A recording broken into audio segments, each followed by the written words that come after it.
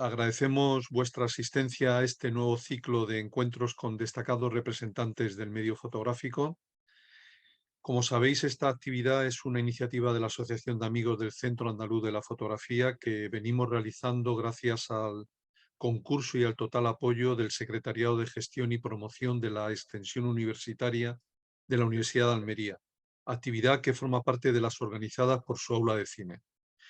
En esta ocasión, nuestro invitado es Gervasio Sánchez, al que deseamos agradecerle el que haya aceptado participar en esta actividad y dedicarnos una parte de su tiempo, que sabemos que es escaso y muy valioso.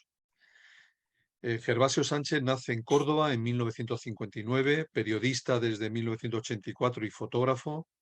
Sus trabajos se publican en el Heraldo de Aragón, colabora con la cadena SER y la BBC y dirige desde el 2001 el Seminario de Fotografía y Periodismo de Albarracín. Autor de más de una docena de libros fotográficos: El cerco de Sarajevo, Vidas minadas, Kosovo, Crónica de la deportación, Niños de la guerra, La caravana de la muerte, Las víctimas de Pinochet, Latidos del tiempo, junto al escultor y artista plástico Ricardo Calero, Sierra Leona, Guerra y Paz, Sarajevo, Desaparecidos, Antología, Mujeres de Afganistán, junto a la periodista Mónica Bernabé, Vida. Algunas de sus exposiciones han sido comisariadas por Sandra Balser y Gerardo Mosquera. También coordinó en 2001 junto a Manuel Leguineche el libro Los ojos de la guerra, homenaje a Miguel Gil, y en 2004 publicó el libro literario Salvar a los niños soldados. Premios de las asociaciones de prensa de Aragón, Almería y Córdoba, premios Cirilo Rodríguez, Derechos Humanos, Ortega y Gasset, Rey de España, Julio Anguita Parrado, Bartolomé Ros, Jaime Brunet, Guernica por la Paz y la Reconciliación, José María Portel, José Antonio Labordeta, Premio Nacional de Fotografía 2009, es enviado especial por la paz de la UNESCO desde 1998. En 2004 el Gobierno de Aragón le entregó la Medalla al Mérito Profesional y en 2011 el Gobierno de España le concedió la Gran Cruz de la Orden Civil de la Solidaridad Social. Es hijo adoptivo de Zaragoza y miembro de honor de la Asociación de Fotógrafos de Córdoba, AFOCO. En 2015 Televisión Española emitió el galardonado documental sobre Gervasio Sánchez en su ya mítica serie Imprescindibles. El Centro Andaluz de la Fotografía ha exhibido sus exposiciones El cerco de Sarajevo, Vida minada, Niño de la guerra, La paz en tiempos de guerra con Javier Bauluz, Antología, y ha dirigido un taller La guerra no es un espectáculo en el 2012, en mayo del 2012. Antes de formularle la primera pregunta a Gervasio y que podamos iniciar este diálogo, recordaros que en la pantalla de Zoom, abajo en reacciones, tenéis que marcar levantar la mano para que os podamos ir dando paso. Bienvenido de nuevo, Gervasio. Gracias por estar con nosotros. La primera pregunta es ya un clásico en nuestros encuentros con otros fotógrafos. ¿Cuándo y cómo te iniciaste en la fotografía? ¿Qué fue lo que te llamó la atención de ella? ¿Cuáles fueron tus primeras influencias? ¿Y recuerdas tus primeras fotografías? El micro, Gervasio. Buenas tardes, muchísimas gracias por invitarme a este ciclo de amigos del Centro Andaluz de la Fotografía. La verdad es que el Centro Andaluz de la Fotografía es muy importante en mi vida profesional porque su primer director, Manolo Falcés, veramente se interesó por mi trabajo cuando yo era un auténtico desconocido, ¿no? O empezaba, digamos, a resurgir prácticamente de la nada, ¿no? Y esto nunca lo olvidaré. O sea, sinceramente, me pareció un gesto muy, muy generoso por parte de Manolo, preocuparse por no solamente ver mi primera exposición en el Círculo de las Artes en enero del 95, sino también incluso escribir sobre mi trabajo e incluso decidir que el lugar segundo donde iba a ir mi exposición iba a ser Almería, ¿no? La verdad es que yo no sé cuándo empezó mi interés por la fotografía, porque de hecho jamás hice un curso de fotografía. O sea, yo soy licenciado en periodismo, en Ciencias de la Información en la rama de periodismo por la Universidad Autónoma de Barcelona en 1984, como Juan Carlos ha dicho, pero yo nunca jamás hice un curso de fotografía. De hecho, no sé ni revelar. Y eso que es una parte importante de mi trabajo lo he hecho en blanco y negro con película tri-X e incluso hoy día sigo trabajando en un par de proyectos con película tradicional, con tri-X. También estoy haciendo fotografías con móvil. Ahora mismo estoy en Ucrania trabajando con móvil. La pandemia la hice con móvil y algunos de mis últimos trabajos lo he hecho con cámaras digitales. Eh, pero sigo trabajando en algunos casos con política tradicional, sin saber revelar. De hecho, no sé revelar, ni siquiera me ha interesado, o casi nunca me ha interesado el laboratorio. A mí esta idea del laboratorio que te envuelve y que la fantasía del laboratorio, pues yo no la he sentido nunca, sinceramente, ¿no? De hecho, quien me copia mis trabajos es el mejor copista, aparte de un grandísimo fotógrafo en este país que se llama Juan Manuel Castro Prieto, y todavía está esperando que yo algún día entre con él en el laboratorio a ver cómo hace el tiraje de una foto mía. O sea, jamás, ni siquiera cuando va a hacer fotos muy grandes, tengo interés por el laboratorio. Tampoco tengo mucho interés por el retoque digital. De hecho, no sé retocar digitalmente, ni me interesa. Pues quizá porque necesito el tiempo para hacer otras cosas y, y dedicarle digital a retocar obliga a hacer un gran trabajo y muchas veces no tengo ni tiempo material. De hecho, muchas veces mando mi fotografía y digo, oye, retocadla vosotros, ¿no? Intentar mejorarlas, no me hagáis, no me hagáis estropicio, pero mejorarla vosotras. Entonces, sinceramente, en mi casa mi padre tenía una cámara fotográfica. Tengo algunas fotografías que tuve que hacer yo porque está mi padre y yo era el hermano mayor. Por lo cual, mi padre, si dejaba la cámara fotográfica a alguien, se la dejaría al más mayor para evitar que se pudiese echar a perder. Pero en los tiempos en los que yo era un niño, no te dejaban una cámara fotográfica porque sí, entre otras cosas, porque si se te caía al suelo se rompía un utensilio, digamos, que era valioso y carísimo además, ¿no? Entonces, no tengo ni idea. O sea, yo creo que la fotografía va enlazada a mi interés por viajar, que es la razón por la que hice periodismo. O sea, yo hice periodismo porque quería viajar. Y quería viajar porque coleccionaba sellos. Y como coleccionaba sellos cuando era un niño, quería ir a los países de mis sellos. Eso me llevó a creer que los periodistas viajan, lo cual es bastante sorprendente porque la mayor parte de los periodistas no viajan o se cree que viajan porque están delante de un ordenador. Y yo conseguí viajar siendo periodista a los sitios de mis sellos y además a partir de los 20 años acompañado de una cámara fotográfica. Teniendo en cuenta que mi hijo empezó a hacer fotografías con una cámara a los 3 años, pues yo empecé con 17 años digamos, de retraso en relación a mi hijo. O sea, empecé tardísimo, mi primera cámara me la compré con mis ahorros con 20 años y la utilicé digamos, para acompañamiento, ¿no? Para luego contarle a mis amigos lo que iba por ahí viendo y mostrándolo. Mis primeras fotografías son malas, no, lo siguiente.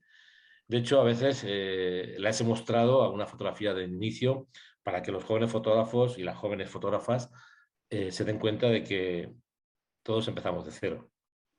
Empezamos de cero, cometiendo graves errores y además, si no te planteas el trabajo desde un punto de vista intencional, con intensidad, con, auto, con autocrítica, no vas a llegar a ninguna parte. Por muy buena cámara que tengas, si no tienes un ojo que eres capaz de educarlo para hacer fotografías, no vas a llegar a ninguna parte. Y yo tuve la suerte, eso sí, quizás fue mi suerte, que sobre el terreno me encontré a los mejores fotógrafos del mundo, a los que vi trabajar, a los que pedí consejo, algunos de los cuales me los dieron, algunos de los cuales verdaderamente me los dieron con mucha intención crítica, que incluso en algunos casos me dejaron apabullado, pero siempre he aprendido un poco de los errores e he intentado sacar beneficio de cualquier circunstancia. Si alguien te dice, mira, tu trabajo no sirve para mucho, no me gusta, yo siempre intento verlo como si el vaso estuviese medio lleno, más que medio vacío, ¿no? Y eso ha sido lo que me ha ido pues, permitiendo avanzar. En los tiempos en que yo empecé la fotografía, las ayudas no existían. Los fotógrafos consolidados en España tenía un poco interés por enseñar a los más jóvenes. De hecho, yo que empecé en la agencia Cover, todavía estoy esperando que alguien de los fotógrafos con nombres conocidos que pasaban por allí hubieran tenido pues un poco de espacio y de tiempo para ayudarme a editar o ayudarme incluso a perfeccionar mi trabajo. No. Normalmente los fotógrafos que pasaban por Cover estaban enamorados de sí mismos, de sus trabajos maravillosos, de sus fotografías fantásticas, y tú estabas ahí como pues, un parte del pelotón que intentabas mejorar tu trabajo a base de coces, muchas veces, no a base de críticas. Tuve la suerte, eso sí, de conocer quizás a una persona que sí que se preocupó por ayudarme desde el principio, Paco Junquera, que era el director de Cover, y que a partir del año 87, que yo llegué de China con algunos trabajos que había hecho en el sudeste asiático, pues me introdujo en la agencia. Y al principio mi interés era que me revelasen los carretes para que yo no tuviese que pagarlos, ¿no? Y como venía con 20 o 30, 40 carretes, me los revelaba y me ahorraba un dinero. Después vi que algunas de estas fotografías colocadas encima de una mesa servían para mostrárselas a un editor y de repente, pues, a un editor decidía comprar 3 o 4 fotos y eso me significaba un dinero, ¿no? Pero vamos, los primeros tiempos fueron realmente complicados. O sea, yo si tuviese que buscar el momento puntual en el que yo empecé a ver el mundo de una forma diferente, había superado ya los 30 años. Con lo cual, a la gente joven que empieza siempre digo lo mismo. Si llegáis a los 30 años con las mismas ganas de trabajar como yo empecé, seguramente llegaréis más lejos, porque yo empecé muy tarde, estuve un año, una década prácticamente aprendiendo sobre la marcha y a partir de un momento determinado ya tenía un poco la suficiente, digamos, prestancia desde el punto de vista técnico, que nunca he sido un gran técnico en la fotografía, pero por lo menos sabía que había una relación entre la velocidad y el diafragma y he podido empezar pues, un poco a desarrollar el ojo fotográfico. Y, Gervasio, ¿cuándo y cómo surge el que empezaras a cubrir fotográfica y periodísticamente zonas en conflicto? Bueno, yo empecé muy joven. De hecho, acabo de regresar de Ucrania y posiblemente era el periodista más viejo que había sobre el terreno español. Había unos anglosajones que también tienen unos cuantos años. Y claro, irónicamente decía, todavía recuerdo el tiempo en que yo era más joven, que llegaba a los sitios con 20, 21, 22 años y era de lejos el más joven, ¿no? Y ahora en cambio soy el más adulto, ¿no? Entonces ha sido un viaje larguísimo de más de 40 años en el que también, igual que con la fotografía, aprendí de abajo, de cero, ¿no? E incluso haciendo viajes que me autofinanciaba, trabajando de camarero en un restaurante en Tarragona, donde ganaba dinero porque trabajaba 12 horas al día durante 7 días a la semana. A veces cuando los jóvenes me dicen, bueno, ¿qué hay que hacer para ser Gervasio Sánchez? Digo, trabajar 17 veranos de tu vida de camarero. Si trabajas 17 veranos de tu vida de camarero y ganas el dinero suficiente para poder autofinanciarte los viajes, evidentemente con un presupuesto muy bajo, posiblemente lo alcanzarás. Si no, lo tienes bastante complicado. A no ser que consigas muchas becas, tengas mucha suerte, realmente consigas convencer a mucha gente de que tu trabajo es muy importante, que eso ocurre muy pocas veces. Entonces, los sellos me llevaron a viajar y el interés por la información internacional me llevó a viajar a países en conflicto. Yo era el único estudiante del instituto en el que estudiaba, en Tarragona, que iba cada día con 15 años con un periódico debajo del brazo. O sea, compraba cada día de mi bolsillo, pagaba 4,5 pesetas, el periódico, que tengo que reconocer que era deportivo, y como estaba en Cataluña era el mundo deportivo, pero era el que más sabía de deportes de lejos en el instituto. Después, a partir de los 16 años, empecé a comprar ya periódicos de información general. En Cataluña La Vanguardia, Mundo Diario, Telexpress, diarios que han desaparecido. Y a partir del año 76, pues empecé a comprar los diarios que acaban de nacer en Cataluña, el periódico de Cataluña, y en Madrid, Diario 16 y El País. Y bueno, en estos periódicos, especialmente en El País, y también en otros, la información internacional era muy importante. La Vanguardia tenía la sección internacional a partir de la página 2, como El País. y, bueno, me interesaban mucho las historias, ¿no? Y empecé a recortar reportajes sobre lo que pasaba en muchos lugares del mundo. En aquellos tiempos se hacía una cosa muy, muy inteligente por parte de los medios de comunicación, que hay que reconocer que en las últimas 3 décadas la caída de la calidad informativa pues, ha sido tremenda. 3 décadas hablo, no estoy hablando de la crisis económica, esto es una vulgaridad que se utiliza para justificarlo todo. La crisis económica lo que ha sido rematar, pero los problemas con la prensa española empiezan cuando se empiezan a liar los medios de comunicación con los partidos políticos y con los gobiernos, y empiezan a dejar de hacer periodismo para centrarse específicamente en hacer negocios, ¿no?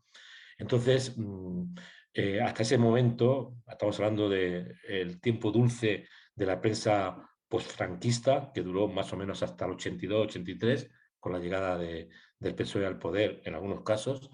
Ahí empezó la cosa a fraccionarse, los medios prosocialistas hacían periodismo prosocialista y los medios antisocialistas periodismo antisocialista, con lo cual, cuando había que buscar pecados veniales o graves del PSOE, había que ir a los diarios de la competencia del PSOE, como luego pasó cuando llegó Aznar, a partir del 95, al contrario.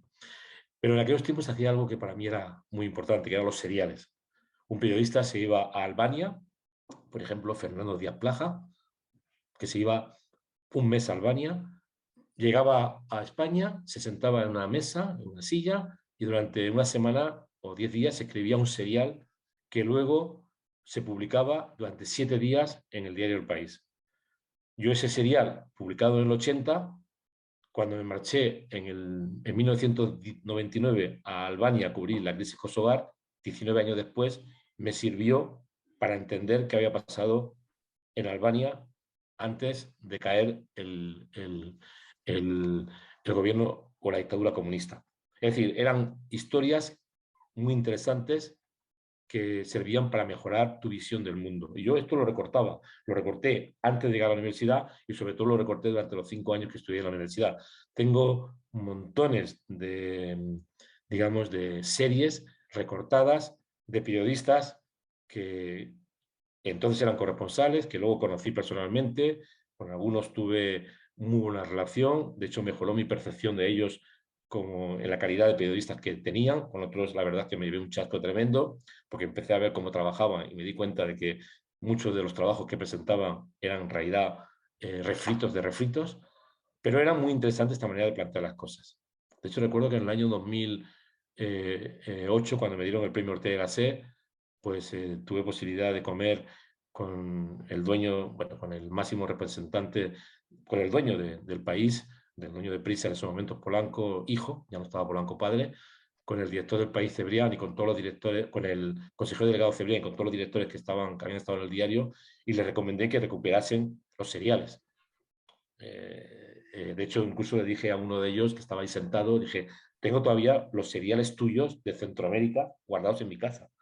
Como no tenía sentido del humor, porque hay gente que no tiene sentido del humor, pase lo que pase, pues no entendió esa idea de que un estudiante de periodismo hubiera guardado religiosamente durante décadas lo que él había escrito durante sus mejores años como periodista, ¿no? Entonces, yo creo sinceramente que, que el periodismo español, pues realmente podría ser mucho mejor, ¿no? Y yo he batallado mucho con este tipo de ideas. A mí hay una cosa que me parece insultante cuando me encuentro personas que me dicen que los periodistas somos unos vendidos, que siempre estamos al lado del poder. Yo siempre les digo, mira, mis mejores amigos están muertos, ejerciendo el periodismo con mayúsculas. Y yo, que sepa, jamás en mi vida he sido bendecido por por ninguno de los gobiernos que ha habido, ni a nivel estatal, ni a nivel regional. He intentado siempre hacer mi trabajo. También es verdad que al trabajar lejos de casa hay mucha más libertad. El periodismo complicado, comprometido y donde te pueden cortar la cabeza es en la sección local de cada periódico, como te intentes meter con los intereses fácticos o estratégicos o los intereses políticos de tus jefes, lo tienes claro. Y bueno, y creo un poco que ha sido un poco la idea un poco de alejarme de mi país para trabajar con más libertad.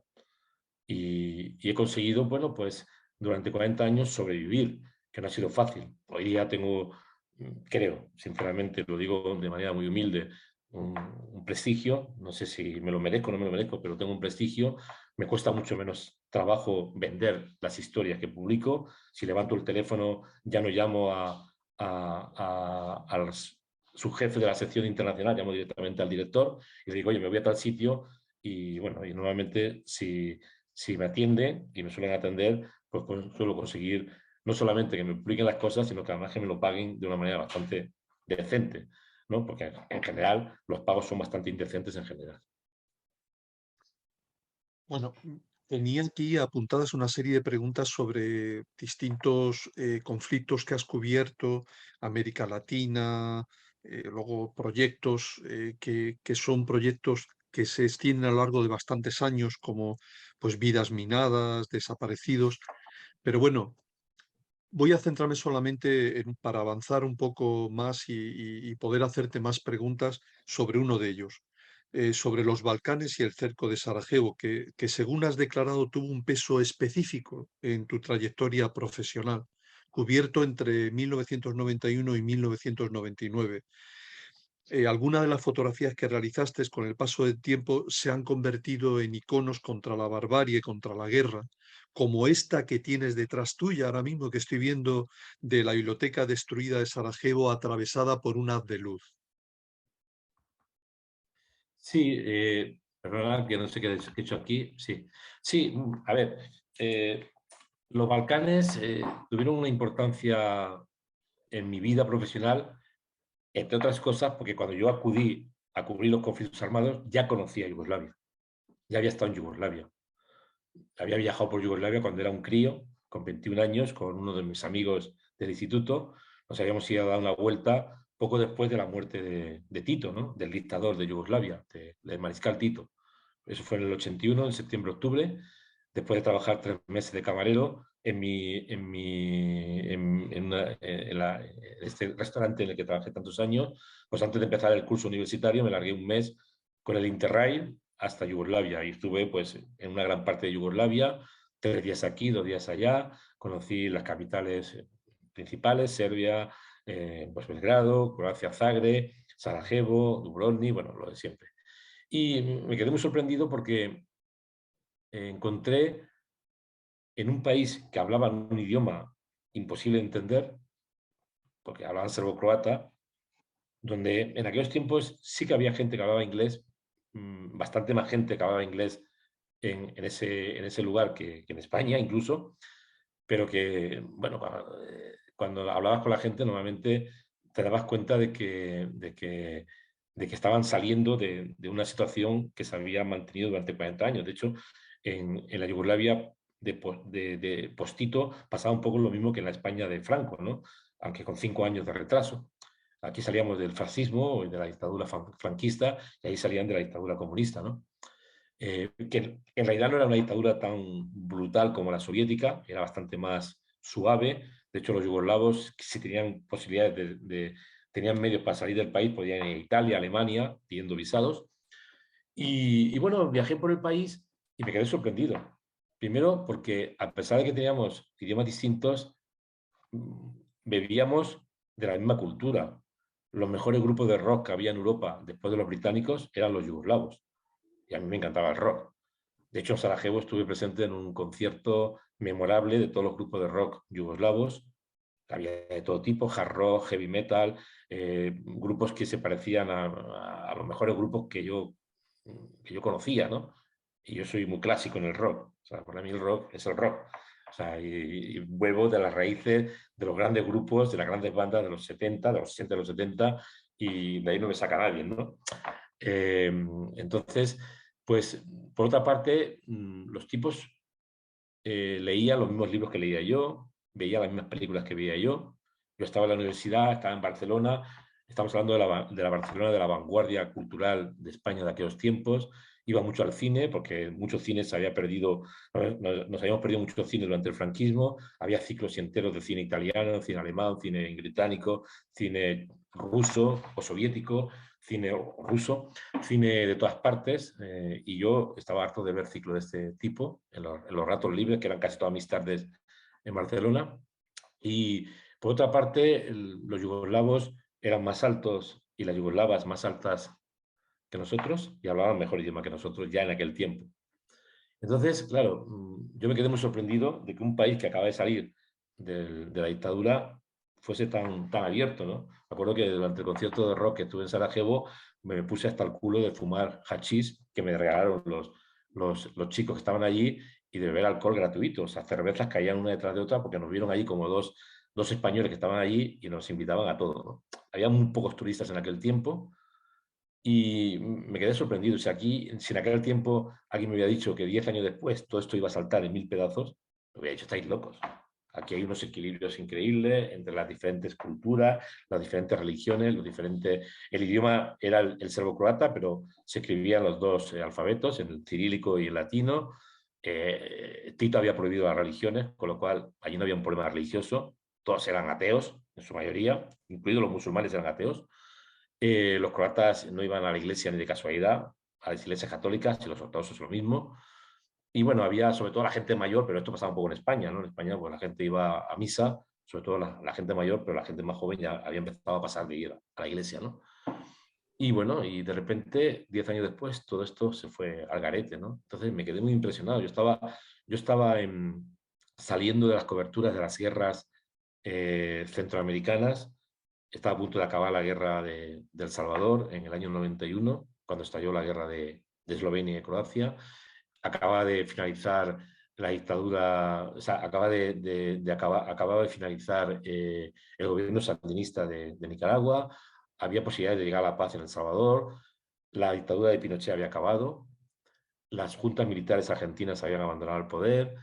En Colombia se hablaba de paz. En Perú ya había llegado Fujimori en el 90, con una guerra civil bastante dura.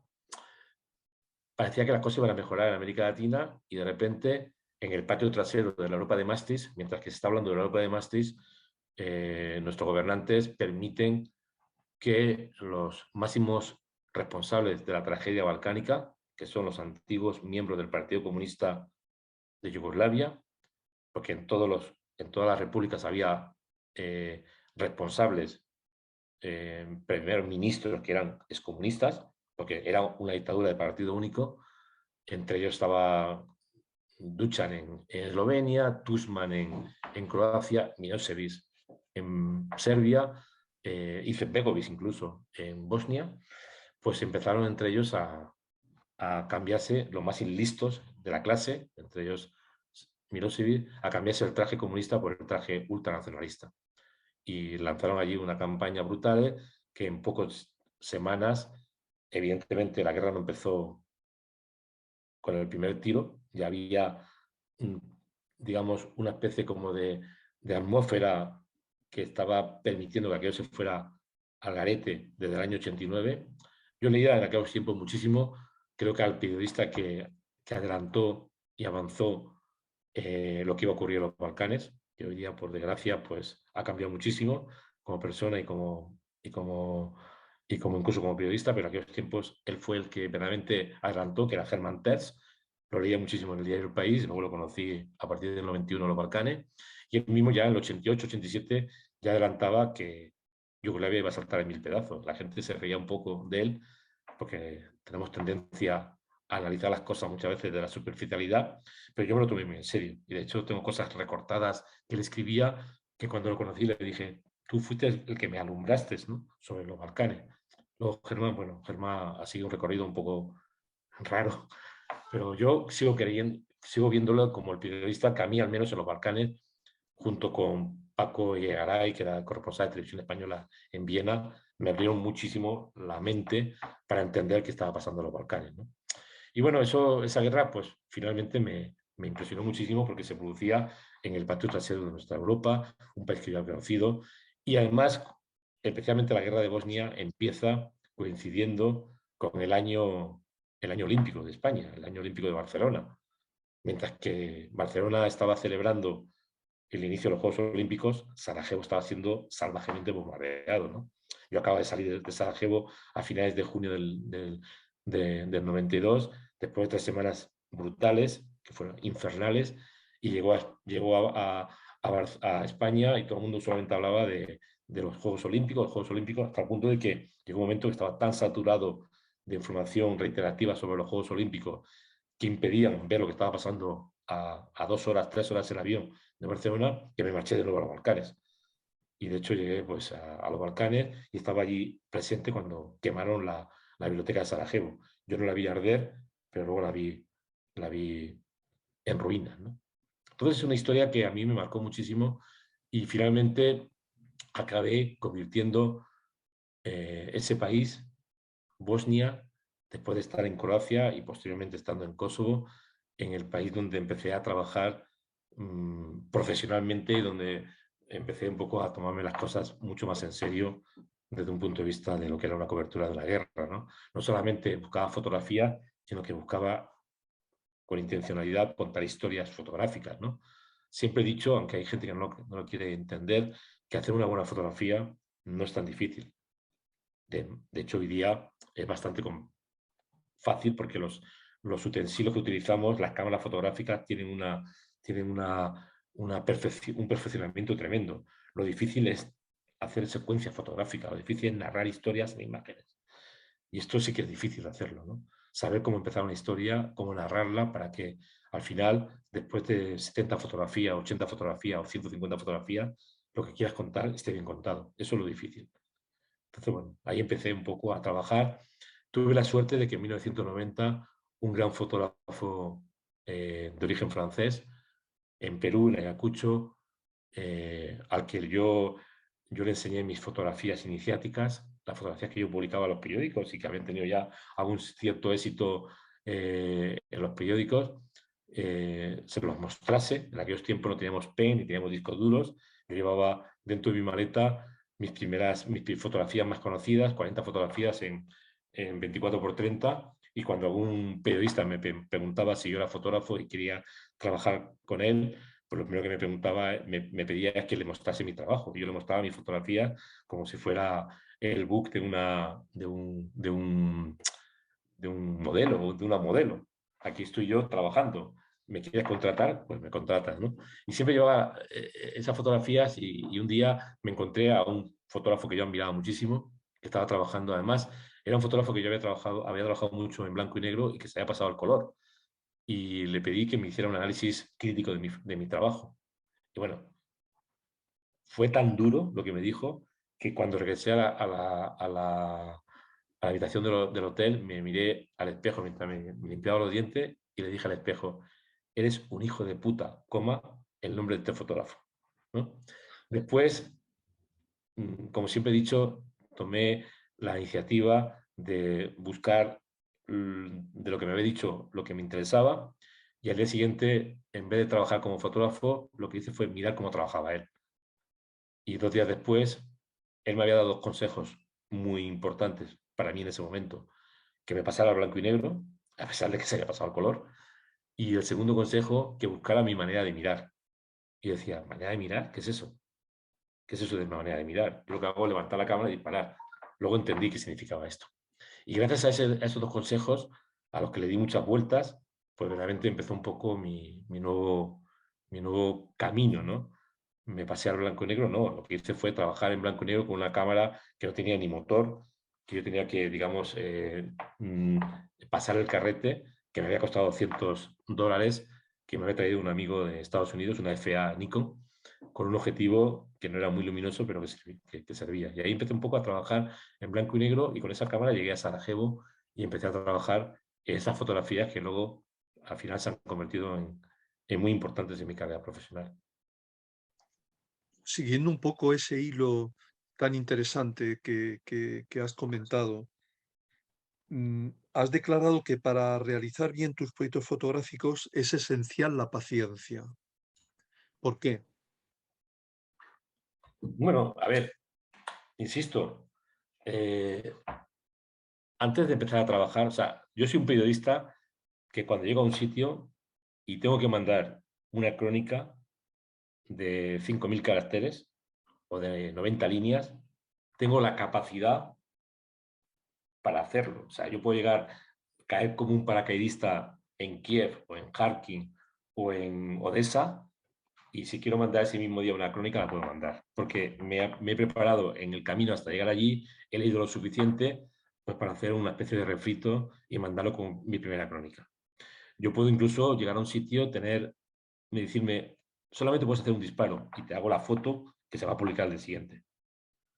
Tengo capacidad para enganchar a un lector en una crónica de 50 segundos o 45 segundos de radio. Pero todo eso es, digamos, trabajo de consumo. Trabajo de consumo. Los lectores, oyentes, ven mi trabajo, a mí me pagan por ello y yo puedo seguir trabajando. Pero cuando te planteas un proyecto, tienes que saber primero, es lo que le cuento siempre a los chicos y chicas o a las personas que vienen a mis talleres. Antes de plantearte un trabajo, un proyecto, primero tienes que visionar todo lo que se ha publicado sobre ese trabajo. Y sobre todo, buscar un camino distinto, una forma distinta de contar las cosas. O sea, aplico los consejos que me dieron a mí con 30 años a la actualidad. Porque si vas a repetir el mismo camino, no vale la pena que lo hagas. Porque los grandes fotógrafos van a arrasar con tu trabajo. Lo habrán hecho mejor que tú, lo habrán hecho con más medios e incluso lo habrán hecho ya. Con lo cual tu trabajo no va a servir para mucho. Cuando yo me planteé, por ejemplo, el trabajo de Sarajevo, lo normal era trabajar en blanco, en color. Las fotos que se publicaban eran en color. Y yo trabajaba en color. O sea, yo primero hacía color y cuando tenía tiempo hacía blanco y negro. Con el paso de los años, las fotos que yo, digamos, que más trascendencia han tenido en todos los sentidos, desde un punto de vista de compra de museos, de compra de coleccionistas, han sido las fotos en blanco y negro. Las fotos en color se han quedado ahí, se parecen a las que hicieron los demás, en cambio las fotos en blanco y negro son distintas. ¿Por qué son distintas? Porque el tiempo que yo dedicaba a hacer estas fotos no estaba tan ajustado a la presión del día a día. Si no tenía tiempo, no hacía fotos. Cuando yo presenté el cerco de Sarajevo, mucha gente se quedó sorprendida, ¿no? Porque no había muertos, había vivos. Yo había hecho muchos muertos. Yo cada día iba a la morgue, porque yo cada día escribía. Y para saber cuántos muertos había en Sarajevo, lo mejor era ir a la morgue, coger el libro de registros y contarlos. Y a veces los tipos de la morgue estaban tan borrachos, estaban tan cansados de ver muertos, que en vez de dejarte el libro te decían, entra dentro, hijo de puta, y cuéntalos. Y yo tenía que entrar dentro de la morgue y contar los bultos. Y encontrarme muchas veces con situaciones extremas, ¿no? Entonces yo podía fotografiar cada día muertos si quería, pero a mí los muertos nunca me han interesado. Los muertos son el menor problema de una guerra. Levantas una fosa y los entierras. ¿Qué pasa con los vivos? Entonces yo empecé a entender que si quería hacer un trabajo distinto en blanco y negro, tenía que mostrar a los vivos cómo los vivos se defienden de un cerco salvaje que acabó durando 3 años y medio. ¿Qué se hace cuando caen bombas sobre tu cabeza? ¿Qué ocurre cuando sales de tu casa para ir al colegio y te pueden matar siendo un estudiante de 14 años o de 15 años, de 18 años, en el camino? ¿Qué sientes cuando de repente no sabes si tu padre o tu madre van a llegar vivos a tu casa por la noche? ¿Qué pasa cuando no te puedes duchar por la mañana? No te puedes lavar porque no hay agua, no hay luz, no hay calefacción, no puedes estudiar. Todo esto lo empecé a ajustar un poco al día a día y yo muchas veces me pasaba horas y horas caminando por las calles a pie para buscar imágenes. Y a veces las encontraba y otras veces no. Y yo recuerdo con grandes amigos míos, a los que tengo mucho cariño y a los que respeto muchísimo, con los que trabajé en zonas de conflicto, como Santi Lyon o Henri Martí. Yo recuerdo que Henri, que era un fotógrafo de agencia, tenía que salir cada mañana. Santi Lyon decía, a, a la agencia AP, o como a Reuters o a EFE, hay que darle de comer todo el santo día. Porque cuando se acaba la cobertura en Europa, empieza en Asia. Cuando se acaba en Asia, empieza en Estados Unidos. Las 24 horas del día hay que estar metiendo en el bicho comida para darle de comer. Entonces, trabajar de esta manera es de una presión tremenda. Entonces, a veces yo le decía a Henry, hostia, hoy he hecho una foto que es muy buena. Y me decía Henry cabreado, joder, Gerba, ¿qué coño es una foto buena en Sarajevo? Yo decía, pues mira, he visto 4 niñas detrás de un coche con todos los cristales destrozados y creo que he hecho un buen retrato. Enséñamelo. No, es que lo tengo en el rollo. hasta que no lo revele en blanco y negro, no te lo voy a poder mostrar.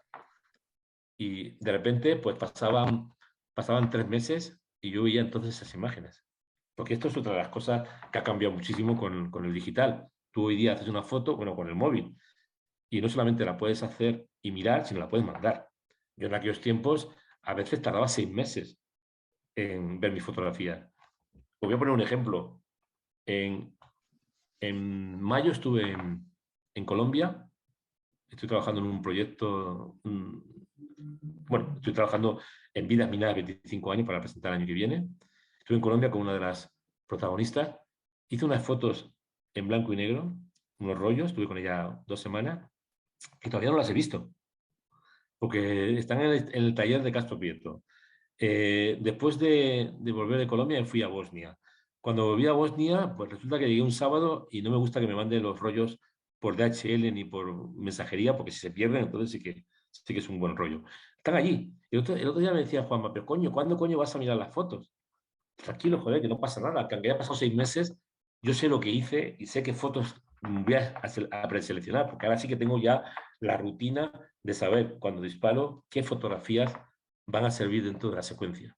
Y me puedo equivocar a veces, y me equivoco, ¿no? Entonces, era una forma distinta de trabajar, ¿no? Entonces, eso de salir a la calle y buscar historias, fotografías que no sabes cuándo van a publicarlas, hizo que este trabajo de Sarajevo tuviese la consistencia que, que tuvo finalmente, ¿no? Y que todavía hoy día sirve, ¿no? El año pasado, antes de la pandemia, el 2019-2020, me fui a Sarajevo con un equipo de documentalistas para reencontrarme con los protagonistas infantiles de mis fotografías. Y claro, hicimos un documental de 70 minutos que me acaban de confirmar que se va a estrenar en televisión española ahora en el mes de enero o febrero en la noche temática. Y claro, aparecen ahí esos niños de 5 a 15 años que yo fotografié, que hoy día tienen entre 33 y 43 años. Y que los he encontrado, han cambiado, pero por otra parte siempre te dicen y te recuerdan que aquella guerra les marcó para siempre. Entonces, por eso es importante estos trabajos. Y el blanco y negro a mí me ha dado esa posibilidad de trabajar el blanco y negro de una manera distinta como trabajaba el color. El color siempre ha hecho lo más evidente de la guerra, que son los muertos, los heridos, los bombardeos, los hospitales, los entierros. Y en el color, en el blanco y negro, he hecho lo más escondido de la guerra, que es la supervivencia, la dignidad, la lucha por mostrarte como un ser humano en medio de la hecatombe, en medio de la catástrofe. O sea, esa desvergüenza política de nuestros diplomáticos, de nuestros políticos, de igual cual sea su ideología, que miran hacia otro lado cuando la gente sufre, al final el contrapunto es encontrarte a la gente que sufre actuando con gran dignidad. En cierta ocasión dijiste que el desastre de un fotógrafo como yo es que hemos sido incapaces de influir para que las guerras se acabasen. Pero, ¿qué opinas sobre el poder que puede tener la fotografía en la toma de conciencia de la gente y en la acción de los gobiernos? Tú me lo hubieras preguntado cuando tenía 20 años, te hubiera hecho aquí un panegírico maravilloso sobre la importancia de la fotografía y el mundo contemporáneo y la influencia de las nuevas generaciones, bla, bla, bla, bla, bla, bla, bla, bla. Si me lo hubieras preguntado con 40 años, seguramente hubiera sido un poquito más sarcástico e irónico. Esta mañana, de hecho, acabo de llegar a Zaragoza, he estado dando 2 charlas cerca de Barcelona a instituto, a estudiantes de primero y segundo de bachillerato. Y los he vapuleado, les he dado, les he obligado a pensar, ¿no? He estado con ellos 6 horas, con 2 grupos distintos, 3 horas con cada grupo, y les he dado duro, duro. Pero al final les he dicho, no sé qué voy a conseguir con vosotros, cuando cualquier cosa que diga un youtuber de cabecera es más importante que lo que voy a decir yo a vosotros. Con lo cual estoy luchando contra un mundo en el que no tengo efectividad, no tengo posibilidad de influir. Si yo me creyese que voy a cambiar el mundo hoy con mis imágenes, estaría actuando no solamente con falsa modestia, sino estaría actuando como un pendejo. O sea, es difícil cambiar, porque para cambiar tiene que cambiar la percepción del ciudadano, del consumidor. Necesitamos ciudadanos más críticos, más autocríticos, ciudadanos que vean el mundo no solamente con los ojos de sus medios de comunicación preferidos, sino actuando con actitud crítica, viendo dónde están las responsabilidades. El otro día, sin ir más lejos, en la radio vasca me preguntaban, nada más llegar de Ucrania, ¿quién crees que está ganando la guerra?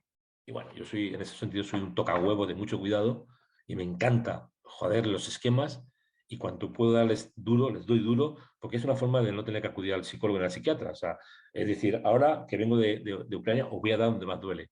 Y como estábamos en directo, y a mí me encantan los directos, de hecho, evito hacer entrevistas radiofónicas en falsos directos, porque si no, al final luego vas a verla y resulta que es que no había espacio y te han quitado la parte fundamental de la entrevista. Estábamos en directo y le dije, ¿queréis saber quiénes están ganando la guerra de Ucrania? La industria armamentística vasca, subvencionada por el gobierno vasco. Claro, se hizo un silencio de varios segundos, que la radio es como un tiempo difícil de cubrir, y yo me di cuenta claramente que les había jodido, les había revolcado el programa. Luego estuvimos hablando de muchas cosas, me preguntaban muchas cosas, hablamos de muchas historias, y al final, para acabar ya, cuando se despidieron, dije, bueno, antes de despedirme, recordar a la audiencia, a los oyentes, que piensen en lo que acabo de decir al principio, no estaba bromeando. Los grandes ganadores de esta guerra es la industria armamentística vasca, catalana, aragonesa y española, europea. O sea, el gobierno más progresista supuestamente de este país, el que está actualmente, va a ser el gobierno que más armas va a vender y que más presupuesto va a dedicar a la defensa. Es como un sinsentido, lo mires por donde lo mires, pero esto lo han vendido y la izquierda de este país se lo ha tragado. Entonces, dices, ¿dónde estoy yo? Yo voy a hablar de, yo que no soy pacifista, cuando algunas veces me han dicho, no, es que tú eres un periodista humanitario. Digo, mira, meteros la palabra humanitario. Eres un periodista pacifista, meteros la palabra pacifista. Eres un periodista social, meteros la palabra social donde nos quepa. Yo soy un periodista. Lo que pasa es que creo en el periodismo. A pesar de todo, sigo creyendo en el periodismo. Que el periodismo mejora la percepción del ciudadano sobre la realidad si está bien hecho. Si está mal hecho, simplemente lo tritura y lo manipula. Y como muchas veces el periodismo está mal hecho, acaba pasando estas cosas. Yo soy periodista, yo sigo creyendo en el periodismo. ¿Y por qué creo en el periodismo? Porque mis mejores amigos, lo vuelvo a repetir, han muerto ejerciendo el periodismo. Y esos amigos, pues cuando tengo dudas sobre lo que significa ser periodista, pienso en ellos. Y digo, ¿de qué te quejas, chaval? Tú estás vivo y yo estoy muerto.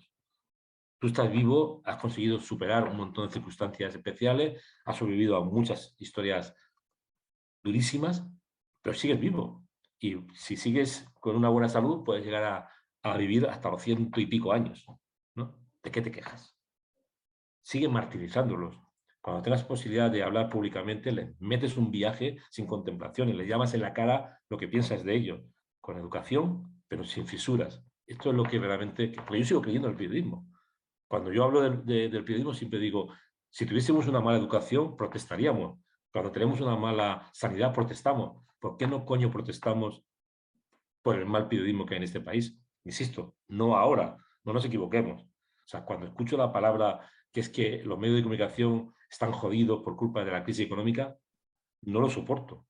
El periodismo español se hundió el día en que los medios de comunicación empezaron a pactar con los poderes fácticos relaciones impúdicas, relaciones de poder vergonzoso, con los bancos, las grandes empresas energéticas, las grandes petrolíferas, los grandes superficies, etcétera, etcétera. Y los dos grandes partidos políticos a nivel estatal y en Cataluña con el partido este de mierda llamado Convergencia y Unión, que fue durante años un imperio absoluto por parte de sus responsables. Gervasio, un buen número de tus fotografías, algunos de tus proyectos desembocan en una exposición y en un libro, en un catálogo. ¿Era esa tu intención al iniciarlos? ¿Pretendes al hacerlo que tus fotografías trasciendan de la inmediatez y la obsolescencia de su publicación en los medios de comunicación? ¿O es realmente una intención inicial que ha desarrollado? No, mira, evidentemente hoy día es distinto, pero al principio todo fue, digamos, una evolución. Como decía, yo hasta el año 90, 91, mediados de 91, solamente trabajaba en color, en diapositiva, que era lo que se vendía. Tú hacías las diapositivas, hacías rollos, los mandabas, te escogían las fotos y te las vendían. Y cuando tú estabas en Centroamérica, pues si de repente te vendían 2 reportajes, uno a Interview y otro a la revista Tiempo, que eran los que más pagaban, pues esto te permitía financiarte una parte del viaje. De hecho, mis 2 primeros reportajes, mi primer reportaje comprado con una cantidad de dinero, digamos, sorprendentemente alta para para aquellos tiempos, me la compró Interview, me compró un reportaje sobre los refugiados camboyanos y lo compró para neutralizarlo, porque ellos tenían un trabajo parecido y no quería que la competencia lo publicase. Me lo pagaron muy bien, pero nunca lo publicaron. A mí me dio mucha tristeza. El cheque me llegó a través de Cover, pero nunca lo publicaron.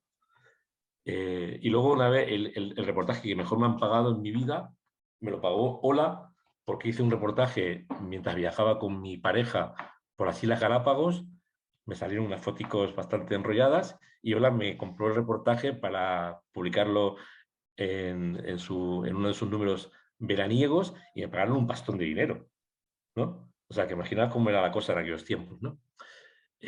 Bueno, los fotógrafos que trabajaban en aquellos tiempos para revistas importantes saben claramente que varía más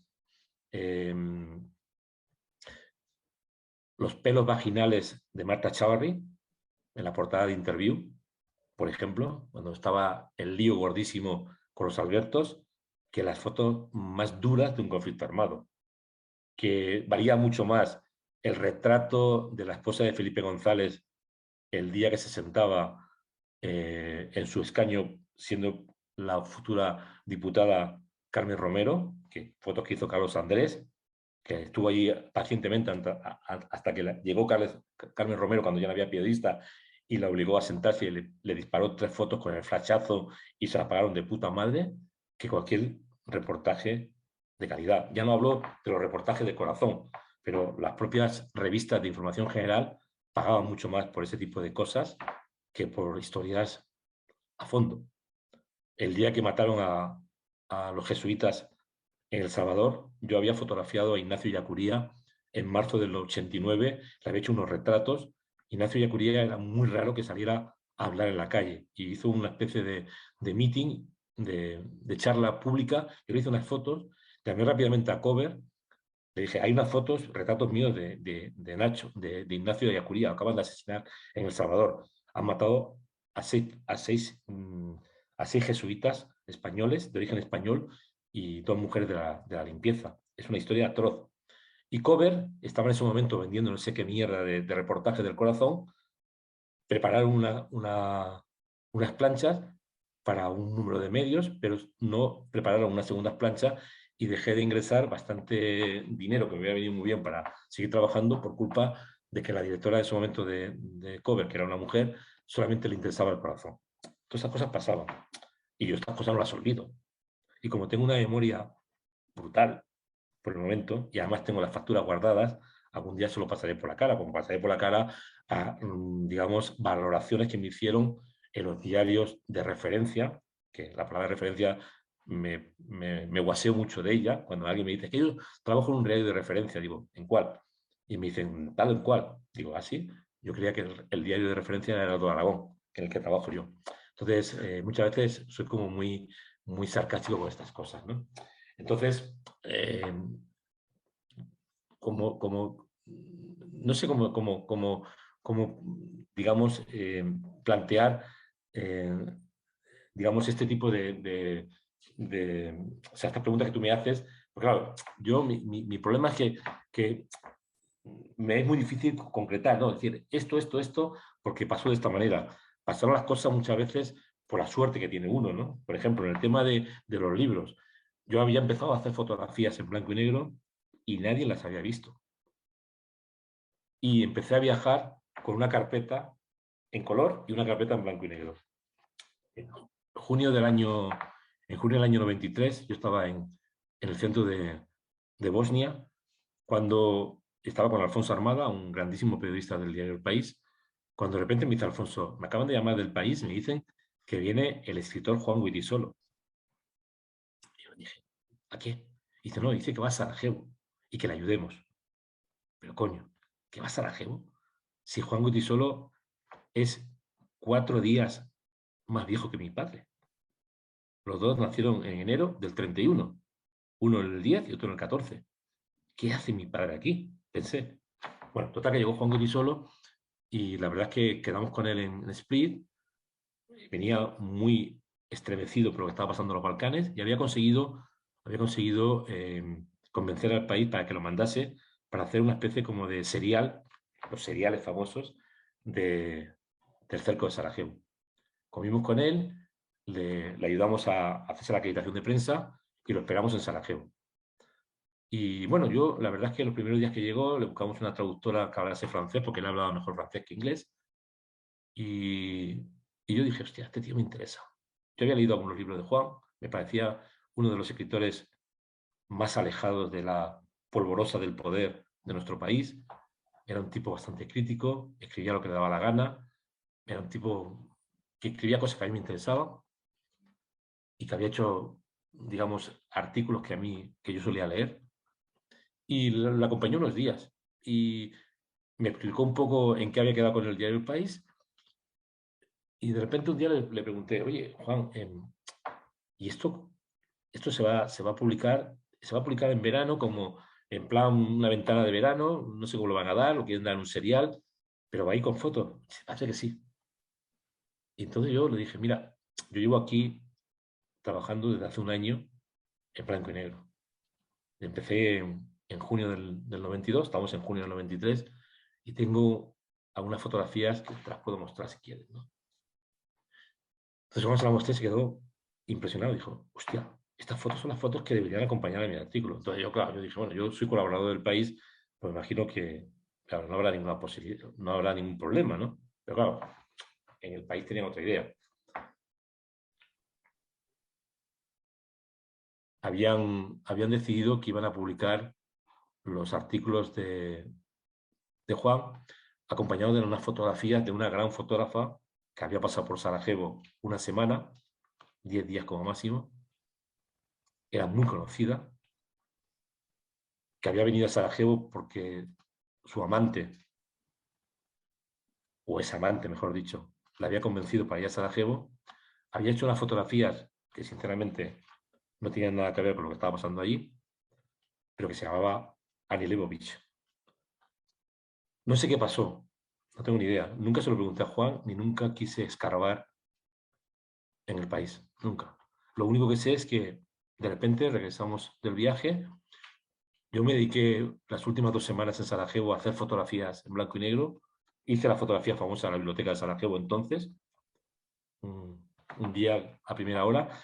Algún día contaré, bueno, ya he contado en alguna ocasión, que en realidad cuando me preguntas si eso es arte, fotoperiodismo y tal y cual, siempre digo que es un churro, porque en realidad esa fotografía se hizo gracias a que justamente una semana antes, 10 días antes, me habían robado todo mi equipo a punta de pistola, a punta de fusil de asalto, y que cuando me devolvieron mi equipo, una parte del equipo había desaparecido y mi fotómetro manual estaba roto.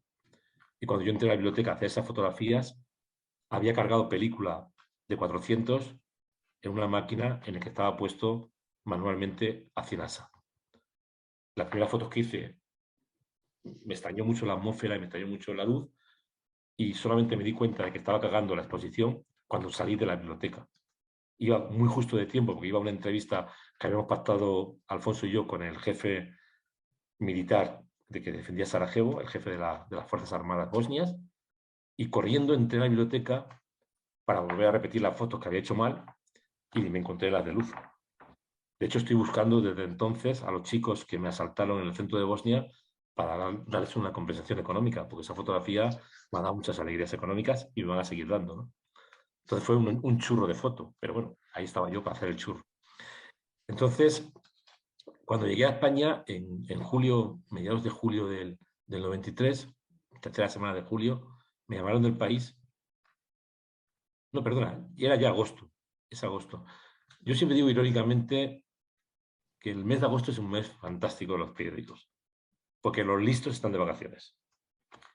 Los listos, la gente que más sabe, están de vacaciones. Siempre se suelen quedar las personas que tienen que esperar el turno posterior, pues se tienen que ir de vacaciones en septiembre, porque en agosto, pues los que tienen más presencia en el diario, o tienen más antigüedad son los que cogen el mes de agosto. Hay gente que odia el mes de agosto, pero en general pasa esta cosa.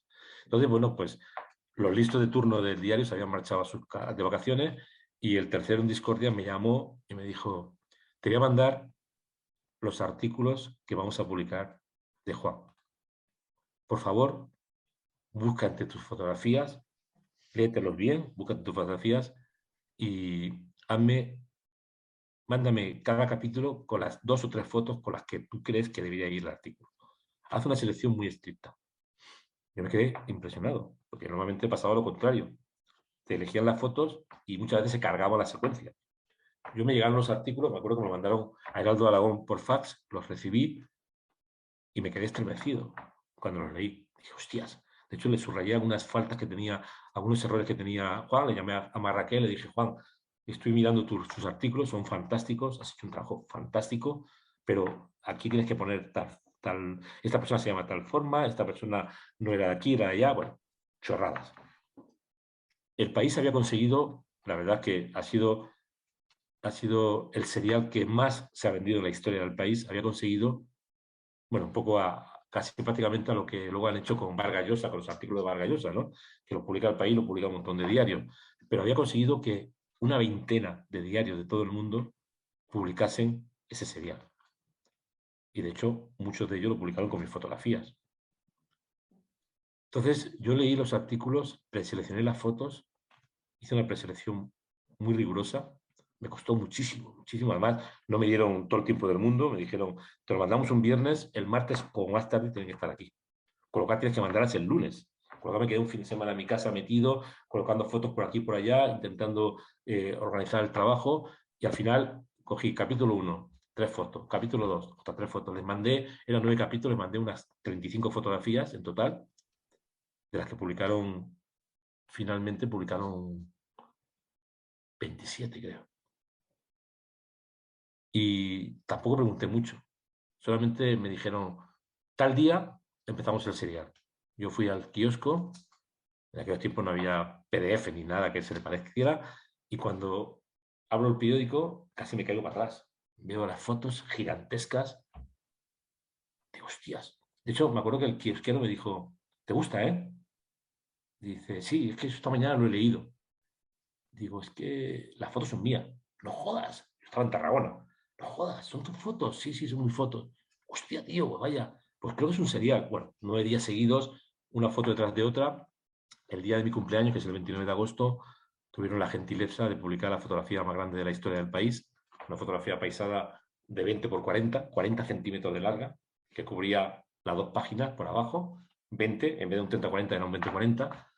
Y bueno, cuando vi todo esto publicado, dije, hostia, creo que tengo el trabajo suficiente para seguir trabajando y hacer un libro sobre Sarajevo, en blanco y negro. Y me largué en septiembre, octubre, regresé en diciembre, enero, febrero, y ahí, en esos meses, de hecho, ya no trabajé en color, lo hice todo en blanco y negro. Iba con 2 cuerpos de cámara, en blanco y negro, 2 objetivos distintos, iba disparando en blanco y negro por todas partes.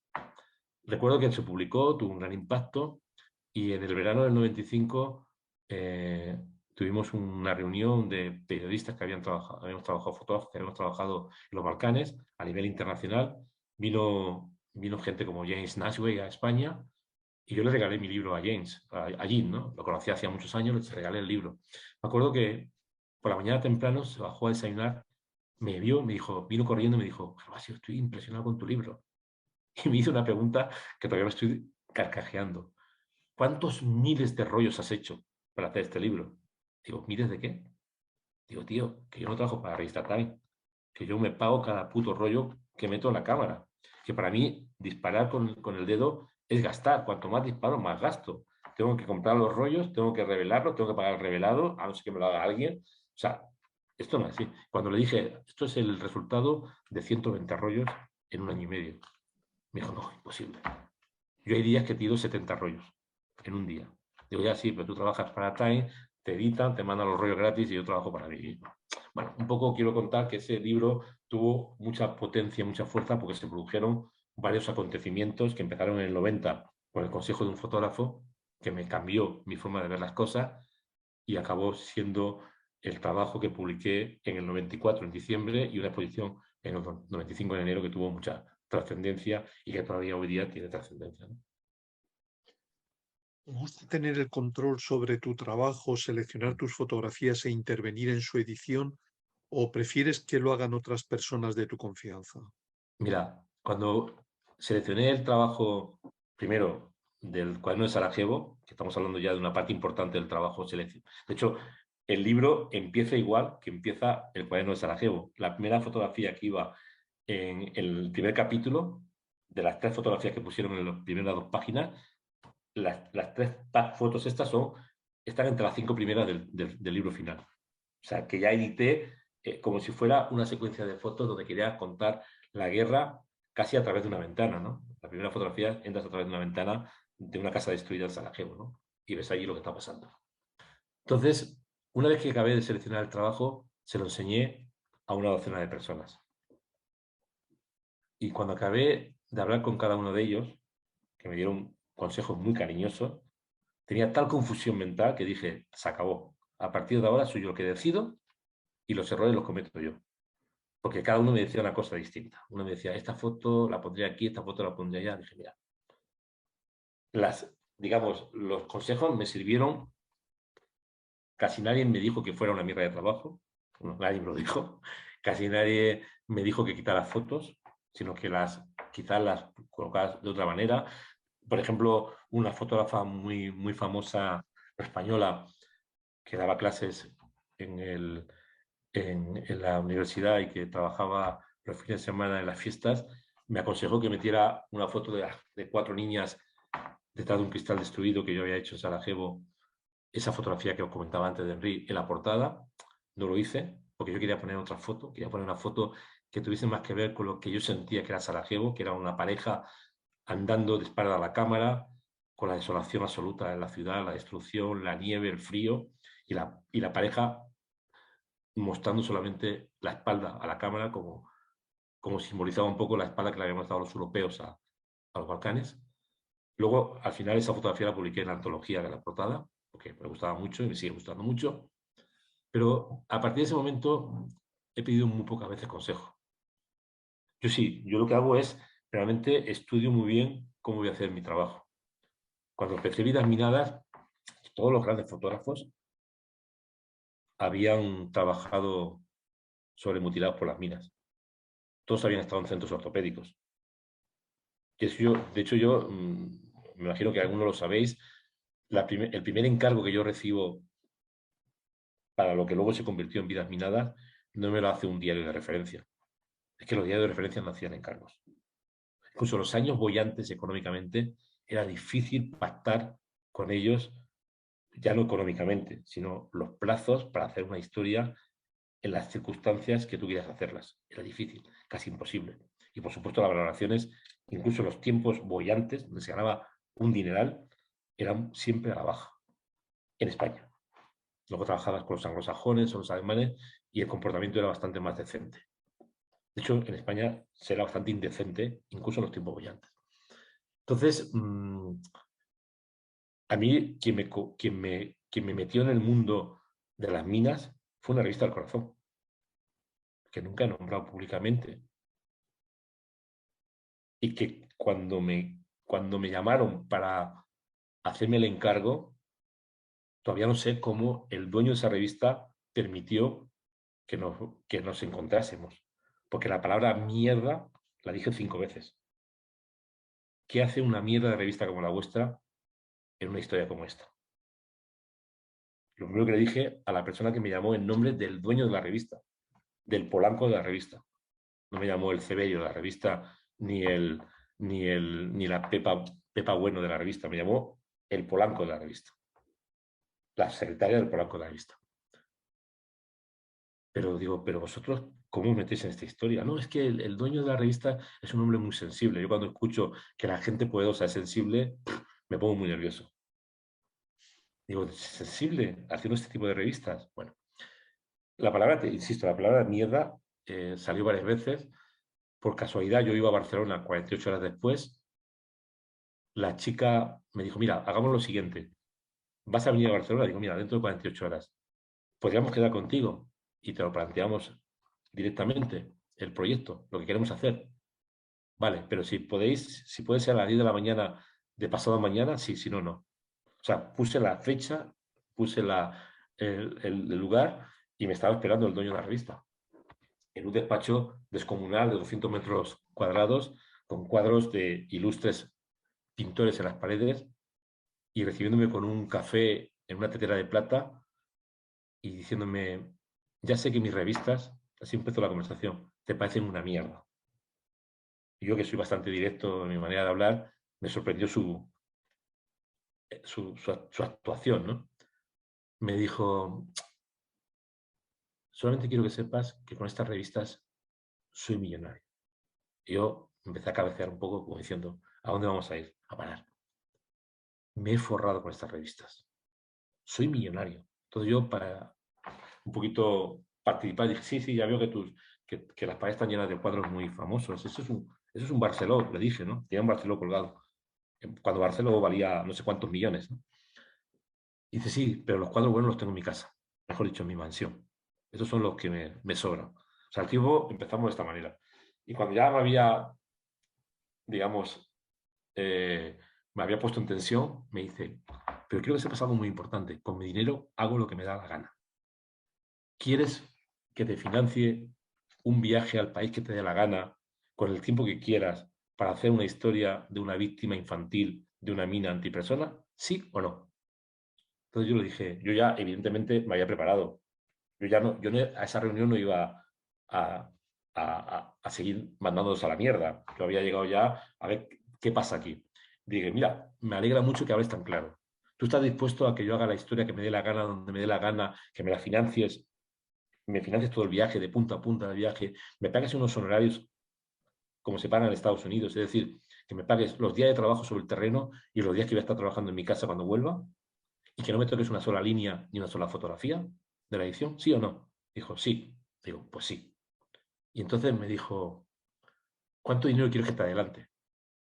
Estamos hablando del año 95, septiembre.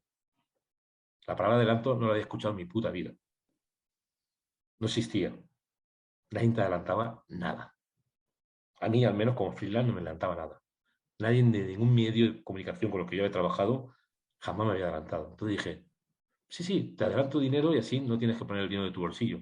Cuando vuelvas, hacemos cuentas, si te sobra me lo devuelves, si te falta, te pago lo que falte.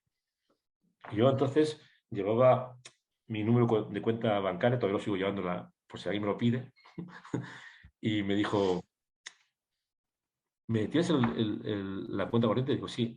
Le deletreé los famosos 20 números, coge el teléfono delante mío, en plan, dame una lección, y me dice, oye, Marta, hazle una transferencia de 1 millón de pesetas a Gervasio Sánchez a esta cuenta corriente. En aquel tiempo, 1 millón de pesetas eras millonario. O sea, la gente era millonaria a partir de 1 millón. Yo nunca había recibido un adelanto ni nada parecido hasta ese momento. De hecho, recuerdo que al día siguiente me llamó el banquero de mi esquina para preguntarme si no había habido algún error. Y yo le dije, no te preocupes, es un adelanto, ¿no? Y así empezó mi relación. Volví y finalmente se publicó en esa revista. Además, tomé una decisión muy curiosa porque lo publicó en un serial. Y en vez de publicarlo en un número, lo publicó en 4 números. Entonces tú abrías la revista y después de Lady Di y antes del actor de moda de entonces, aparecía la historia de un muchacho que de hecho además era un adolescente, no era un niño, pero que había perdido la pierna con 9 años, que se llamaba Adelino Chimoco. Así empezó mi relación con Vidas Minadas. Una vez que publiqué esto, yo estaba buscando una historia que me llenara, porque estaba cansado del bambán de la guerra. Había estado en guerras en América Latina, en El Salvador, en Nicaragua, en Colombia, en Perú, en Guatemala, en los Balcanes. Había visto mucho bambán, había visto muchos combates, había visto muchos muertos y estaba harto del bambán. La guerra empezaba ya a no interesarme. Me interesaban las consecuencias de la guerra. Estaba buscando historias para hacer sobre las consecuencias de la guerra. Entonces, En los siguientes semanas, después de publicar esta historia, la hice en Angola, viajé a Camboya, viajé a Bosnia y con historias parecidas que conseguí en estos países, me presenté ante las ONGs que todos estaban en la campaña española contra las minas y convencí a 3 de ellas, Médicos Sin Fronteras, Manos Unidas e Intermón de que hiciéramos un proyecto. Un proyecto que yo organicé, que yo coloqué el tiempo en el que se iba a hacer y que yo financiara. Y que os puedo asegurar y os puedo jurar que las fotografías de ese proyecto las vieron el día antes de que empezábamos a imprimir el libro. Me reuní con ellos y les dije, mañana imprimimos este libro. Aquí tenéis la maqueta. De hecho, algunos, me acuerdo que uno de ellos dijo, ¿habría posibilidad de hacer algún cambio? Aquí no se hace ningún cambio. Este es el proyecto tal como yo lo he visto. Tenéis vuestro prólogo fantástico, que habéis hecho un prólogo fantástico. He conseguido que un tal John Berger me escriba un prólogo, que ya era, en aquel momento era pues, tuve una suerte impresionante. Está el director de la UNESCO, que también ha escrito un prólogo, y estoy yo, que también ha escrito un prólogo. Y se acabó. Y mañana vamos a máquinas. Así empezó un poco el proyecto de Vidas Minadas, ¿no? Que tardé 2 años en hacer. Por eso también fue muy importante la decisión que tomé con este proyecto, porque yo antes de empezar a trabajar en Vidas Minadas, cuando volví de mi primer viaje de Angola, miré el trabajo que había hecho Salgado, que había hecho Nashville, que había hecho Pérez, que había hecho, bueno, todo cera de fotógrafos. Y dije, por aquí no tengo que ir. Por eso me centré mucho en las historias personalizadas, porque ellos habían hecho mucho trabajo de centros ortopédicos y de hospitales, pero no habían hecho ninguno, había hecho un seguimiento de víctimas.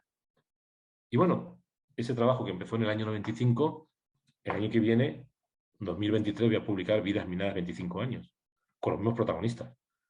Esos niños que tenían 13 años han superado los 40, los que tenían en aquellos tiempos 25 ya son abuelos, más de 50, y los que eran ya mayores, pues ya son ancianos.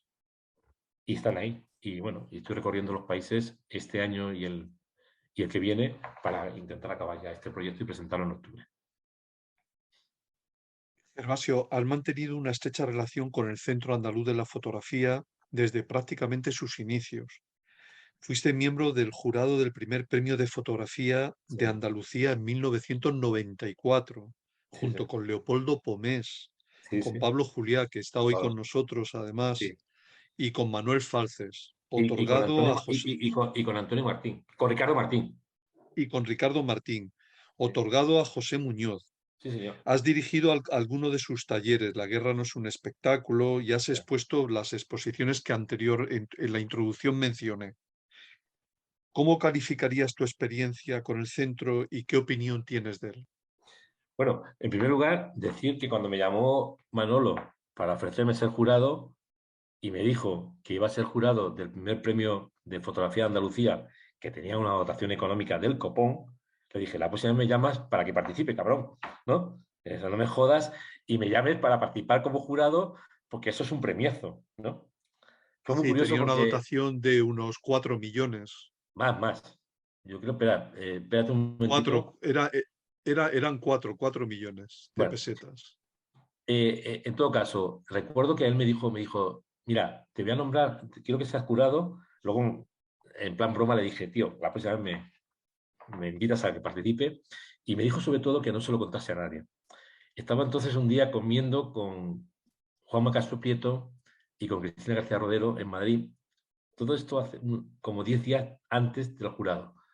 Y ellos estaban allí diciendo, hablando entre ellos, he presentado el premio al Premio de Andalucía, pero yo creo que eso se lo van a dar a Leonard Free, que es un fotógrafo de Magnum y tal y cual, muy famoso y tal y cual. Y yo le dije, pero tíos, ¿de qué vais? O sea, los jurados son jurados. ¿Por qué no esperáis? Tenéis un poquito de paciencia y esperáis un poco a ver qué pasa, ¿no? Así yo haciéndome un poco el loco, ¿no? Bueno, bastante el loco. No, no, es que eso está dado. A ellos les interesará traer un fotógrafo extranjero, siempre se lo dan a los extranjeros. Empezaron a llorar un poco allí, los dos, ¿eh? Los dos. Y al mismo ritmo. Y dije, bueno, vale, pero yo no les dije nada. Y luego, ¿te acuerdas, Pablo? Quedaron 5, o sea, finalmente fue muy curioso porque vimos todos los trabajos, nos tiramos una mañana entera viendo los trabajos, preseleccionamos unos 10 trabajos, nos fuimos a comer una buena comilona, que nos invitó Manolo, y después de comer regresamos, porque tenemos que preseleccionar. Entre los preseleccionados estaba Leonard Free, estaba, ¿cómo se llama? Estaba Castro Prieto, estaba Cristina García Rodero, estaba, ¿cómo se llama el portugués este? Fotógrafo que hacía fotografías tan, así con una atmósfera tan oscura. Bueno, había fotógrafos de gran calidad y había, porque los trabajos se tenían que presentar sin autentificar quién era cada uno. Pero claro, cuando vimos el trabajo de Cristina, dije, esto es Cristina. Vimos el trabajo de Juanma, esto es Juanma. Vimos el trabajo de Leonard Free, esto es Leonard Free. Pero había un trabajo ahí que nadie sabía quién era. El único que lo sabía, luego nos lo confesó, fue Manolo. Pero no nos dijo nada, no dijo nada. Además, en la comida dijimos, oye, este premio que lo vais a seguir dando tiene que ser un premio internacional. Tenemos que intentar que la gente, o sea, tenemos que dárselo a gente de prestigio para que prestigie el premio y tal, un poco en la línea de lo que había hecho Manolo con el magnífico proyecto, bueno, el único proyecto, el gran proyecto de Imagina, ¿no?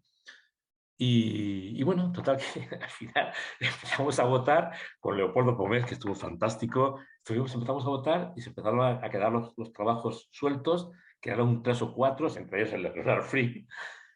Y al final elegimos el trabajo de José Muñoz, que era un trabajo sobre Andalucía, la Andalucía oculta, hecho por un andaluz de Granada. O sea, todo lo que habíamos hablado en la comida se había ido a la mierda porque habíamos elegido un trabajo de un andaluz sobre Andalucía, tal y cual. Y me hizo mucha ilusión que ganase José Muñoz, porque eso dio una clara idea de que, primero, los jurados, cuando son buenos jurados, no están domesticados ni están, digamos, influidos. Nosotros hicimos mucho debate, estuvimos ahí dándole muchísimo tiempo. Todavía me acuerdo de Leopoldo, que para descanse, que hizo unos comentarios fantásticos. Además, Leopoldo acaba de volver de nuevo a la fotografía, porque Leopoldo se dedicaba a la fotografía, se dedicaba a hacer las famosas campañas de Freixenet, ¿no? Del champán. Y había abandonado un poco la fotografía. Y él, por ejemplo, no conocía a la inmensa mayoría de los fotógrafos. Por ejemplo, no conocía el trabajo de Cristina García Rodero. Imaginaros.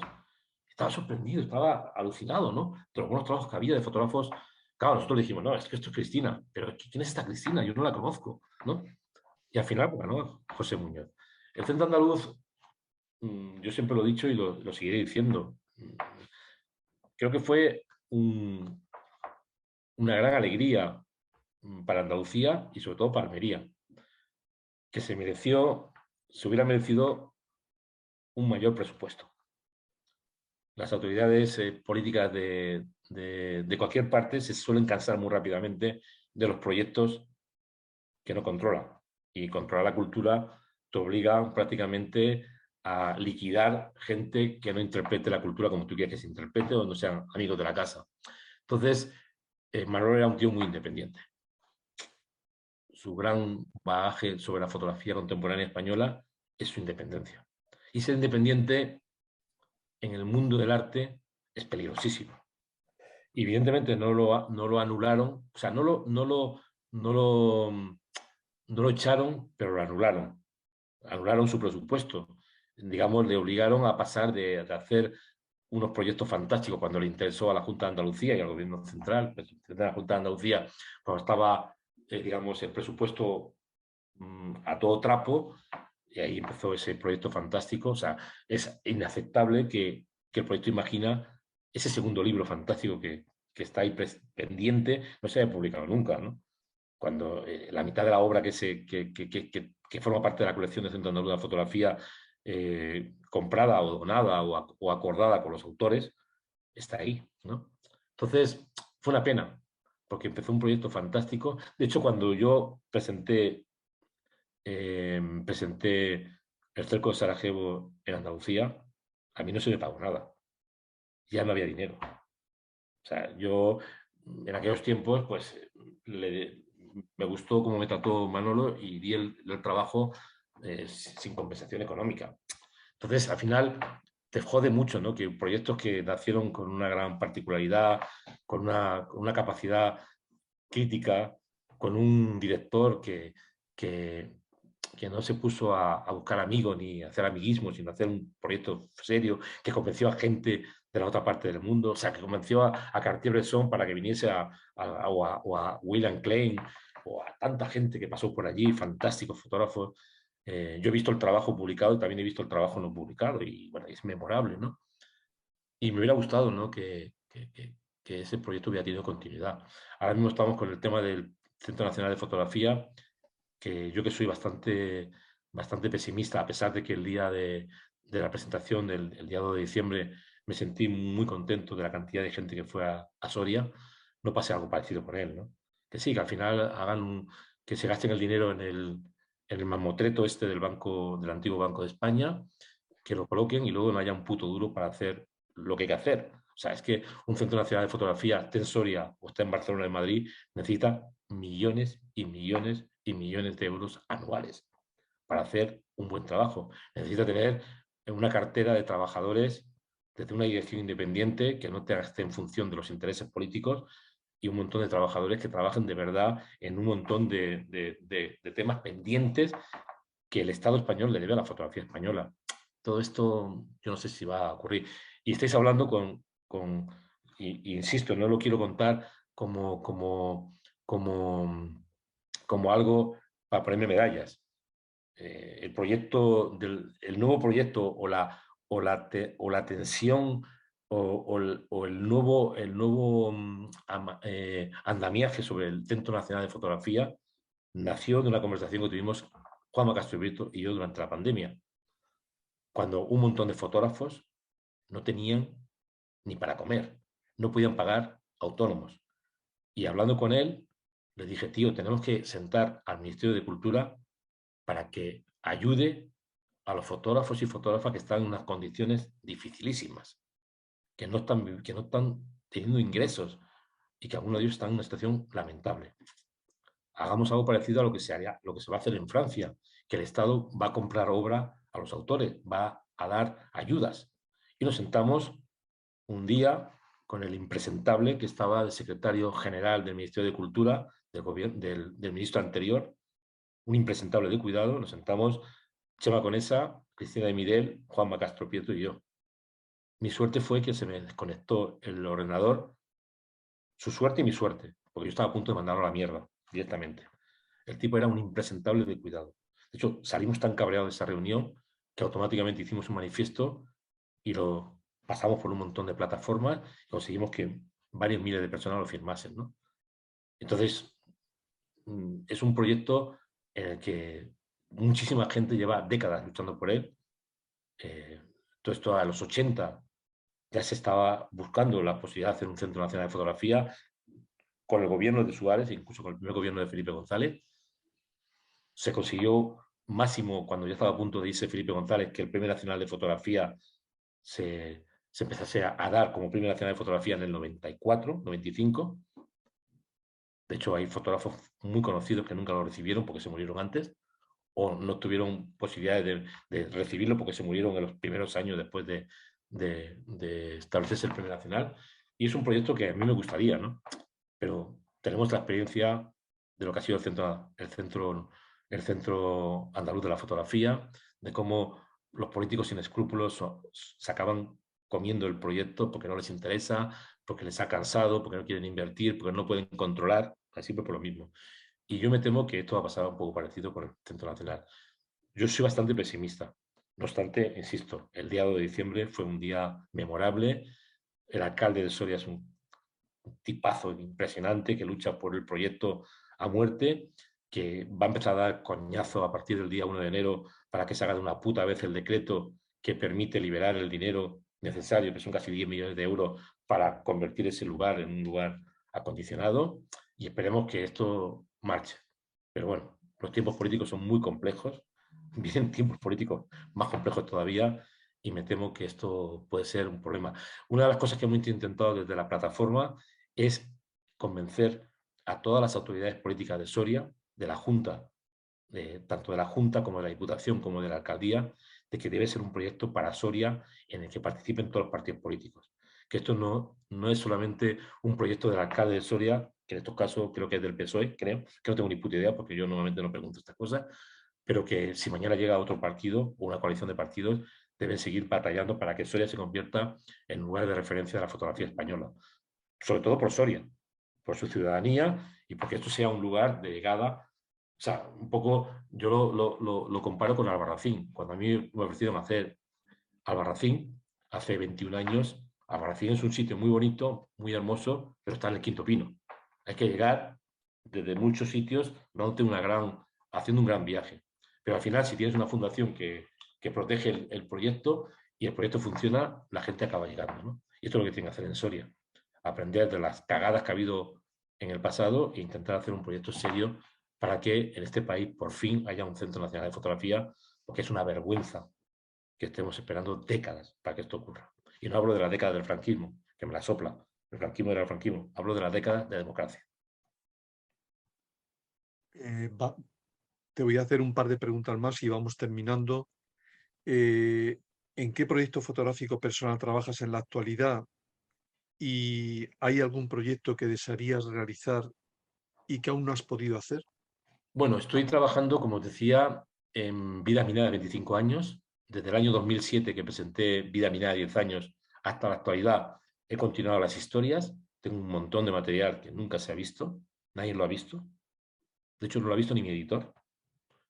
Y de hecho, el lunes tengo una reunión, martes tengo una reunión con él para empezar un poco a trabajar. Lo vamos a presentar en la Lonja en Zaragoza en octubre. Voy a hacer un libro bastante grande y espero que las personas que nos acompañan hoy día, pues si hacemos una campaña de preventa, lo compréis o lo adquiráis. Va a ser un libro definitivo. Quizás me planteé hacer Vidas Minadas 50 años, pero eso va a ser dentro de 50 años, no sé si Ojalá, estaré. ojalá, Pero sí, ojalá. seguro. Los protagonistas son los mismos de siempre. Y entonces es un proyecto que, bueno, ahora mismo voy a Camboya, acabo de trabajar varios países en este año. Tengo que ir a Irak todavía, posiblemente volver a Mozambique y pasarme por Centroamérica, pero tengo ya la mayor parte del trabajo está hecho. He estado en Angola, he estado en Afganistán. El protagonista de Afganistán, uno de los protagonistas está en Madrid hoy día viviendo, con lo cual está muy bien porque salió del país con la llegada de los talibanes. Tengo la parte que hice allí desde que era niño, hoy día ya es un chico adulto de más de 25 años. Y esto lo voy a presentar en octubre del año que viene. La exposición se va a inaugurar en La Lonja, en Zaragoza, luego va al Ciclo de Bellas Artes de Madrid, a la sala más grande, va al Palau Robert de Barcelona, va a la Beneficencia de Barcelona, de Valencia, perdón, y estoy intentando que San Telmo en San Sebastián también la haga. Todo esto entre el 23, 24 y 25. Y bueno, luego me imagino que buscaré algún sitio en Andalucía, a ver si en Córdoba, mi ciudad natal, les gusta el proyecto y bueno, moverlo por aquí y por allá. Luego estoy trabajando en un proyecto que se llama Desaparecidos en España, que lo empecé a hacer justo cuando presenté Desaparecidos en el 2011, bueno, de hecho lo empecé antes, y que lo voy a presentar el 18 de julio del 2036, cuando se cumplan 100 años del inicio de la Guerra Civil Española, cuando todo el mundo conmemore los 100 años de la Guerra Civil Española, cuando los historiadores hablen cátedra sobre lo que pasó en la Guerra Civil Española, cuando los políticos conmemoren, manipulen, utilicen, etcétera, etcétera. Yo llegaré con mis fotografías hechas en las fosas de la Guerra Civil y acabaré digamos, presentando ese trabajo. Luego estoy haciendo un trabajo también sobre la memoria europea, que es un trabajo que nadie ha visto nada de nada, con el que no he hablado de nadie, pero que quiero presentarlo entre el 25 y el 33. Posiblemente el 33, porque habla de la memoria europea muy vinculada a la derrota europea, a la violencia en Europa, a la violencia más brutal había en Europa en el siglo XX, ¿no? El 25 puede ser un buen año, aunque quizás un poco justo. El 33 es el año mejor, porque un tal Hitler llegó al poder hace 100 años. Y bueno, estoy trabajando en muchos países europeos de manera muy tranquila, insisto, sin que nadie haya visto el trabajo. ¿Y qué proyecto me gustaría hacer? Pues mira, voy a intentar a ver si me invitan a que vaya al próximo viaje a la Luna y que me dejen allí un par de semanas o 3 en la Luna para hacer algún proyecto lunático. Eh, en relación con aquellas personas que hoy desearían iniciarse en fotografía, como tú lo hiciste, ¿qué te gustaría decirles? En un tiempo tan influido por lo tecnológico, ¿qué crees que deberían de tener en cuenta? Bueno, yo doy clases en la escuela EFTI de fotografía en Madrid, en los másters. Ahí me encuentro gente muy joven, muy ilusionada, y yo casi nunca intento desilusionar a nadie. Pero también muchas veces siento un cierto remordimiento de no decirles claramente dedicaos a otra cosa, ¿no? O por lo menos labraros un futuro en otra cosa y cuando consigáis vivir de la fotografía, dedicaos a la fotografía. Ser por lo menos honestos con ellos. Va a ser muy difícil que viváis de la fotografía. Va a ser casi imposible. Yo, de hecho, una gran parte de mi vida profesional, el dinero que yo ingresaba, principalmente lo ingresaba por los textos que escribía, no por las fotografías que hacía.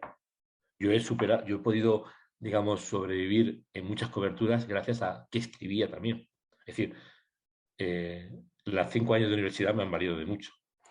E incluso he hecho radio, incluso he hecho televisión para, para ajustar las cuentas, para equilibrar las cuentas. Hoy día sí que puedo vivir de la fotografía porque, bueno, hago exposiciones. O sea, hemos pasado de las dificultades del principio a la facilidad que cualquier proyecto. Yo, de hecho, tengo que rechazar proyectos que me llaman y me dicen, oye, ¿te quieres venir con nosotros a tal sitio? No me interesa. Es que somos una ONG, que estamos haciendo un trabajo, hemos conseguido una financiación, no me interesa. Es que no me interesa. Yo quiero trabajar los proyectos que a mí me interesan. Entonces, bueno, con todo lo que os he contado, voy a trabajar en los próximos tiempos y claro, ahora mismo me lo puedo permitir. Puedo permitírmelo porque tengo bagaje y también tengo, pues, no sé, ¿no? La gente me conoce, pero es muy difícil empezar hoy día. Siempre fue difícil, ¿eh? Yo a veces cuando la gente joven me dice, es que en tus tiempos era más fácil, no, disculpa. Incluso en los tiempos en que se ganaba auténticas barbaridades en los medios de comunicación, los tipos que llevaban las finanzas eran extremadamente indecentes en las valoraciones. Indecentes con todas las palabras. Siempre se escudaban en que tenían presupuestos muy limitados y era mentira. Tenían presupuestos, pero se gastaban el dinero en valorar el culo de una modelo o de un modelo, la portada de una foto estelar porque estaba en una batalla campal por intereses políticos antes que el trabajo en profundidad de un fotógrafo o una fotógrafa trabajando en un tema determinado. Yo tengo en mi casa abajo, tengo en mi casa las valoraciones que me han hecho de mis reportajes. Tengo el reportaje y la valoración. Y si lo publicase, habría un gran escándalo. Además tengo el reportaje, la valoración y la persona que valoró con toda su indecencia, ¿no? Entonces, es muy difícil vivir de la fotografía. Muy difícil. Sí, puedes conseguir si haces un trabajo determinado, si trabajas, pero no vas a tener continuidad. Hoy día en los medios, salvo excepciones, la mayor parte de los colaboradores están muy mal pagados, pero a unos niveles de vergüenza. O sea, nunca se pagó peor que hoy. Insisto, se justifica siempre por la crisis, pero la crisis no es una justificación que lo cuente todo. Ya se pagaba mal cuando no había crisis. Se maltrataba cuando no había crisis. Entonces, consejos. El día tiene 24 horas, duermes 6, trabajas 8, son 14, comes, descansas, cenas, desayunas 2, 16, te quedan otras 8 horas cada día. Si trabajas 5 días a la semana, tienes 2 días cada semana, 48 horas para trabajar como fotógrafo. Además puedes trabajar nocturno, diurno, de mitad de mañana, saca el tiempo donde quieras, haz tus trabajos, intenta buscar tu forma de contar las cosas y cuando tengas posibilidad de vivir de la fotografía, dejas el trabajo que te da de comer y trabaja como fotógrafo o fotógrafa. Mientras tanto, no lo hagas, porque va a ser imposible. De hecho, un poco lo que hacen los fotógrafos de bodas también, ¿no? O sea, fotógrafos que al final, pues, han conseguido encontrar la boda como el lugar, con lo que significa esto de trabajo, ¿no? Porque parece que una boda es que hay que pagar tanto dinero, pero las horas, los días de trabajo, el machaque que significa ese trabajo, pues, es una auténtica locura, ¿no? Y como los precios, además, hay mucha gente que quiere vivir o quiere sobrevivir del mismo árbol, pues los precios acaban siendo cada vez más angustiosos, ¿no? Es muy difícil, lo siento mucho. Mira que en estos momentos hay una generación en España de fotógrafas y fotógrafos alucinantes. Yo en el último Albarracín han ganado las mujeres por goleada. Hemos preseleccionado a 6, dado 6 becas, 5 para mujeres. Yo estoy súper contento, porque era algo que teníamos muy claro desde el principio, que llegaría un día en que serían más becadas, ganarían más premios nacionales las mujeres que los hombres. Pero que había que esperar el momento, que no se podía configurar una hoja de ruta artificial. Es que hay pocas mujeres que ganan el Premio Nacional de Fotografía. Yo les decía, tranquilos, llegará un día en que será casi imposible que lo gane un hombre, con la cantidad de competencia que va a tener, pero hay que dejar que el tiempo se haga. O sea, la fotografía en España, la fotografía de conflicto, cuando yo empecé a hacer conflictos, no había una sola mujer española en conflictos armados. Las dos únicas periodistas conocidas que iban a conflictos armados eran una tal Carmen Sarmiento y una tal Rosa María Calaf. No había mujeres. Yo en los 80, sí, había una periodista colombiana que trabajaba para Televisión Española. Todos eran hombres, pero había anglosajonas, había alemanas, había francesas, había estadounidenses, mujeres, grandes periodistas. Pero en España el periodismo, la fotografía era un trabajo de hombres. De hecho, hay que prácticamente esperar hasta finales de los 80, principios de los 90, para encontrar la primera fotógrafa de guerra española. Entonces, claro, yo me quedo muy contento cuando de repente un montón de mujeres ganan las becas, pero luego pienso, ¿tienen futuro? ¿Van a poder vivir de la fotografía? ¿Cuántas personas de las que vienen a Albarracín cada año, que son casi 200, van a poder vivir de la fotografía?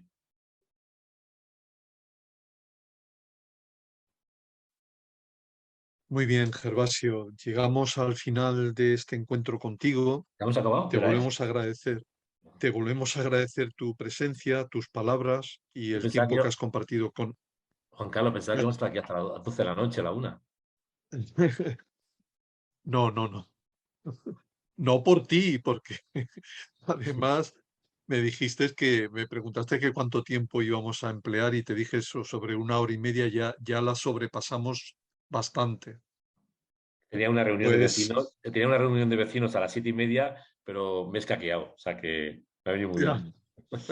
Bueno, este diálogo nos ha permitido conocerte bastante más, un poco mejor y acercarnos más, de manera más precisa a tu obra y a tu trayectoria, conocer tus opiniones.